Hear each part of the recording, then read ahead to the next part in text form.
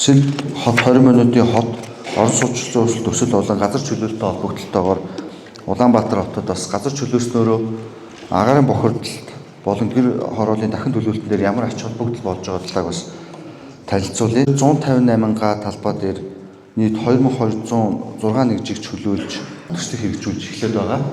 10,068 айлын орон сууцыг хэрэгжүүлэхээр төлөвлөөд зураг төсөл бол хийгдэж явж байгаа. За үүн дээр Сэлбийн 158 га дээр хат зам 17.7 км, явган зам 43 км, дугуйн зам 28.9 км-ээр тоглоомын талбай 3.6 га байхаар ногоон талбай харьцаа 30% ингэж байхаар бол төлөвлөлтийг хийж эхний хоёр багцыг таныг зарласан. За нийгмийн дэд үтцийн хувьд бол сургууль 3 цэцэрлэг 5 эмнэлэг 1 ширхэг спорт зохицолбор нэг болон бусад үйлчлэгээний төвүүдийг бас үе шаттайгаар хэрэгжүүлэхээр ингээд төлөвлөд явж байгаа.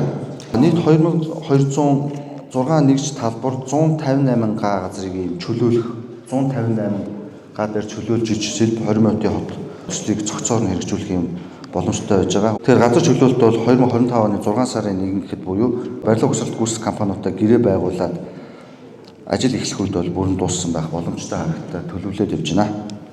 Цэвэрлэгээний хувьд түрүүс нь нийт 68.8 талбай дээр нийслэлийн хот тогтчлтын газар болон Чингэлтэй дүүргийн хот тогтчлтын хэлц Улаанбаатар хотын геодез усны барилга байгууламжийн газруудад эрхийг шилжүүлж өгч ажлыг бол гүйцэтгүүлж байна.